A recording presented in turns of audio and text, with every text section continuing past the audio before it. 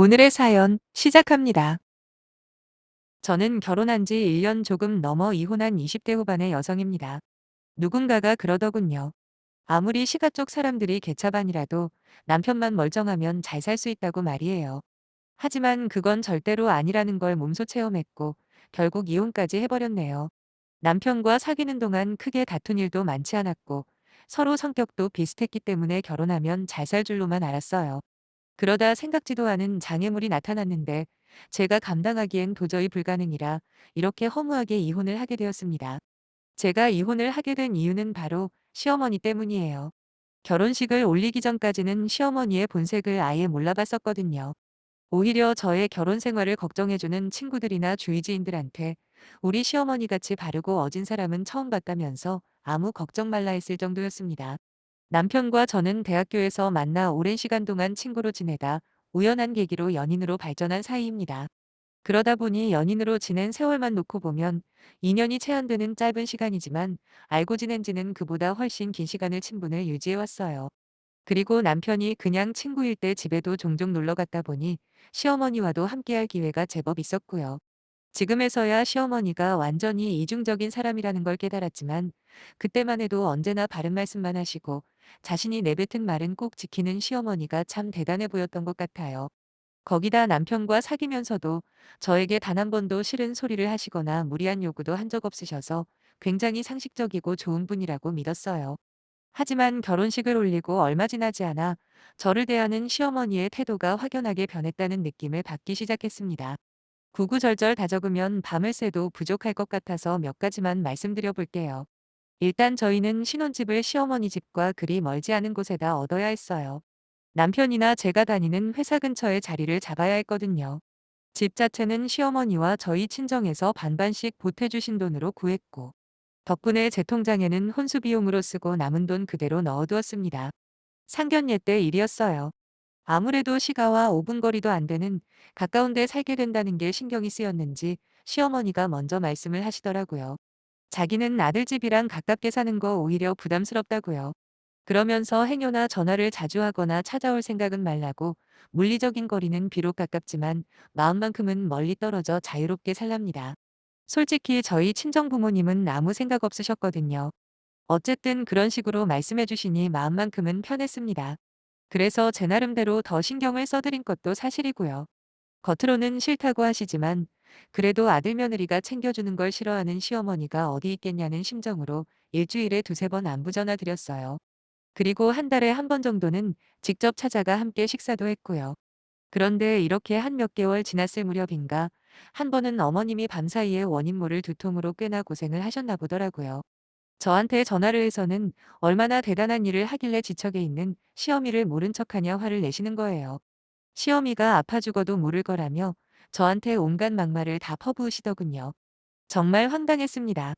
정확히 일주일 전에 다 같이 식사를 했고 평소와 다름없이 분위기도 좋았거든요. 물론 어머님이 어디 편찮으신 기색도 전혀 안 보이셨고요. 근데 이게 웬 날벼락이랍니까? 처음 보는 시어머니의 모습에 일단 너무 벙찌더라고요. 당황스럽기도 하고요. 그래서 일단은 죄송하다고 몇 번을 사과드렸습니다. 이윽고 시어머니가 전화를 끊으시고서야 정말 내가 알던 그 시어머니가 맞나 싶어 몇 번이고 눈을 비비고 핸드폰을 들여다봤네요. 퇴근한 남편한테 이야기를 하니 남편 역시 절대로 믿지 않는 눈치였어요. 설마 우리 엄마가 그랬겠냐는 거죠. 그래서 통화 녹음이라도 되어 있나 싶어 찾아봤더니 하필 당시 제가 쓰던 핸드폰이 자동 녹음 같은 기능은 없는 거더군요. 어쩔 수 없이 억울한 심정을 누르고는 그냥 어머님이 많이 아프셔서 신경이 날카로웠나 하며 넘기긴 했습니다. 남편한테는 내가 거짓말을 하거나 조금이라도 보탠 거 없다고 괜히 나를 이상한 사람 취급하지 말라고 경고 정도는 해두었고요. 하지만 이 일은 시어머니 횡포의 서막에 불과했다는 걸 그때는 까맣게 몰랐네요. 참고로 저는 어렸을 때 교통사고를 당한 후 만성요통에 시달리고 있어요. 사고 후유증이죠. 그동안은 그래도 병원도 다니고 하면서 그럭저럭 관리를 하고 있었는데 결혼식 올리면서 조금 안 좋아졌다가 이직 준비를 시작하면서 스트레스를 많이 받았는지 갑자기 확 증상이 심해지는 거예요. 그냥 참고 다닐 수도 있었지만 회사 일을 제외하고라도 저희는 너무 늦지 않게 아이를 가지고 싶었거든요. 그래서 남편과 상의 끝에 당분간 회사 일을 쉬면서 운동도 하고 재활에 힘쓰기로 했습니다. 어느 정도 몸을 회복해야 아이도 가질 수 있을 거라는 계산이었죠. 그런데 남편이 그 이야기를 시어머니께 했는지 다음날 전화를 하셨더라고요. 제가 허리가 안 좋다는 건 이미 상견례 때 말씀드린 터라 설마 그거 가지고 꼬투리를 잡을지는 몰랐어요. 하지만 제가 전화를 받자마자 일을 그만둘 만큼 허리가 안 좋은 거냐 물어보시면서 저나 저희 친정 부모님이 당신을 속였다는 겁니다. 물론 반쯤 농담 삼아 말씀하시긴 했는데 어떻게 사람이 아프다는 말을 듣고서도 괜찮냐 말 한마디 없으신지 정말 서운하긴 했어요. 그렇지만 정작 본론은 그 다음이었죠. 회사는 언제까지 나갈 거냐고 하시길래 이번 주로 끝이라고 했습니다. 그러자 시어머니는 저 때문에 불쌍한 당신 아들만 등골 빠지게 생겼다며 한 걱정을 하시더라고요. 그나마 지금도 수위를 낮춰서 적고 있는 거예요. 실제로는 훨씬 더 심하게 말씀하셨네요. 아무튼 저도 참을 수가 없어서 어머님 도대체 왜 자꾸 이러시냐고 원래부터 이런 이중인격이시냐 따졌습니다. 그러자 시어머니는 전화를 확 끊어버리시대요. 남편한테 낮에 있었던 통화 내용을 전부 전달하면서 도무지 어머님의 태도가 이해가 안 된다고 그랬더니 처음에는 제 말을 믿지 않는 겁니다. 제 말을 증명할 어떤 증거도 없다는 생각에 저도 모르게 눈물까지 보여버렸더니 그제야 비로소 믿는 듯한 눈치였어요. 남편은 잠시만 기다리라고 말하고는 시어머니에게 따지러 갔습니다. 하지만 돌아온 남편의 말을 듣자마자 황당함을 넘어 무섭기까지 하더라고요. 어떻게 아픈 사람한테 말씀을 그런 식으로 하셨냐고 따졌더니 갑자기 시어머니가 눈물을 쥐어짜며 그러셨답니다. 새아가가 아프다고 해서 걱정이 되어 전화한 거라고. 그리고 이런저런 염려스러운 점을 이야기했을 뿐인데 그것마저 듣기가 싫다면 정말 미안하다고요. 정말 입이 떡 벌어질 정도의 놀라운 연기력 아닌가요? 나중엔 목 놓아 우는 신용까지 하셔서 결국 따지러 간 남편이 죄송하다 말하고 돌아왔답니다. 그러면서 저번부터 자꾸 일을 크게 만드는 것 같다며 아무리 며느리들이 식자만 들어가도 소름 끼쳐 한다지만 그래도 이건 아니지 않냐 하면서 한숨만 쉬네요. 진짜 중간에서 저만 억울하게 이상한 사람이 돼버리는데 환장하겠더군요. 남편은 양쪽에서 완전히 정반대의 말을 하니 섣불리 누구 편을 들 수가 없다며 일단은 넘어가자고 하고요. 다음날 저는 바로 핸드폰부터 바꿔버렸습니다. 지금까지 살아오면서 자동 녹음 기능이 필요하게 될 줄은 꿈에도 생각 못했는데 도저히 안 되겠더라고요. 사실 이 사건 이후로 남편과 헤어져야겠다는 생각을 어렴풋이 하기는 했어요. 사이코처럼 이중 플레이하는 시어머니도 너무 싫었고 남편 역시 제게 어떤 힘도 못 되어주니까 말이에요. 그러나 그로부터 얼마 후 임신 소식을 알게 되면서 모든 게 바뀌어 버렸습니다. 처음엔 속이 안 좋아 체 한 줄만 알고 병원을 찾았다가 임신 4주차라는 놀라운 소식을 듣게 된 거죠. 아이가 생겼다는 사실 하나만으로도 이혼을 생각했던 마음이 눈 녹듯 사라지더군요. 거기다 남편까지 저한테 더 잘하겠다고 약속했고 남편과 저는 서로 노력하며 잘 살아보자고 다짐을 했습니다. 그 어느 때보다 행복하고 기뻤어요. 그리고 2주 후 임신 6주차가 되었을 때 찾은 병원에서 뱃속에 아이가 쌍둥이라는 사실까지 알게 되었어요. 자연 임신으로 일란성 쌍둥이는 굉장히 드문 경우라고 하더군요. 하지만 임신이 되고 난부터 허리 통증이 점점 더 심해져 왔습니다. 일어서면 왼쪽 다리가 너무 저리고 시간이 제법 흘러도 통증이 사라지질 않았어요. 그렇다고 진통제를 먹거나 주사를 맞을 수도 없는 상황이었기에 온몸을 비틀며 스트레칭을 하는 게 전부였죠. 그래도 기쁜 마음으로 참을 수 있었습니다. 평소에 아이를 좋아하긴 했지만 막상 내 몸속에 우리 아이들이 자라고 있다고 생각하니 말로 표현할 수도 없을 만큼 하루하루가 가슴 벅찬 나날들이었어요. 물론 임신했다는 이야기를 듣고 시어머니가 자꾸 저희 집에 오려고 하신 것 때문에 조금 문제가 있을 뻔했지만 그래도 자기 손주를 품고 있다고 평소와 다르게 저한테 나름 잘해주셔서 별탈은 없었네요.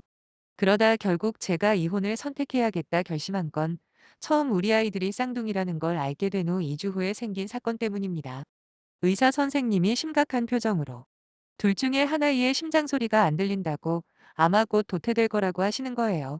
하늘이 무너지는 줄 알았습니다. 근데 거기서 끝난 게 아니더라고요. 더 큰 문제는 도태 과정에서 정상적으로 심장이 뛰는 다른 태아에게도 부정적인 영향이 있을 수도 있다는 거죠. 생각지도 못한 임신이라는 선물에 거기다 쌍둥이까지 정말 짧은 시간에 행복한 일들만 가득했었는데 이제는 유산이 될 가능성이 있다고 들었을 땐 다리에 힘이 풀린다는 말이 무슨 뜻인지 제 몸이 바로 알려주더라고요. 남편과 함께 그 어느 때보다 간절한 마음으로 매일같이 빌어봤지만 결국 임신 9주 차에 계류유산 진단을 받았습니다. 그리고 더 끔찍한 건 일주일 안으로 수술을 해야 하는 거였어요. 저는 거의 제정신이 아니었습니다. 이 모든 게 마치 꿈을 꾸는 듯 싶다가도 막상 현실이 체감이 되는 순간 몇 시간이고 미친 사람처럼 주저앉아 울기만 했어요. 근데 그 소식을 들으신 시어머니가 아주 난리가 난 거죠. 남편이 유산 소식을 전해주면서 당분간은 저희 집에 아예 오시지 말라 못을 바꿔놓으니 직접 오시지는 못하고 전화를 걸어서는 아주 할 말 못할 말 다 하시더라고요. 저보고 도대체 어떻게 생겨먹은 몸이길래 애 하나 제대로 간수를 못하냐며 이 모든 일의 원인이 저 때문이라는 식으로 말씀을 하시는 거예요. 계류유사는 특별한 이유 없이 발생하는 거라고 그게 왜 제 탓이냐고 따지고도 싶었지만 당시에 제 상태가 그럴 힘조차 없던 시기라 그냥 묵묵히 듣고만 있었습니다. 그랬더니 연이어서 막말을 쏟아내시는데 애 낳기 싫어서 일부러 약이라도 먹고 지운 거 아니냐. 맨날 허리 아프다고 징징거리더니 임신하니까 지 몸 걱정돼서 이상한 생각한 거 아니냐 등등 이게 과연 사람 입에서 나올 말인가 싶을 만큼 모진 소리만 골라서 하시더군요.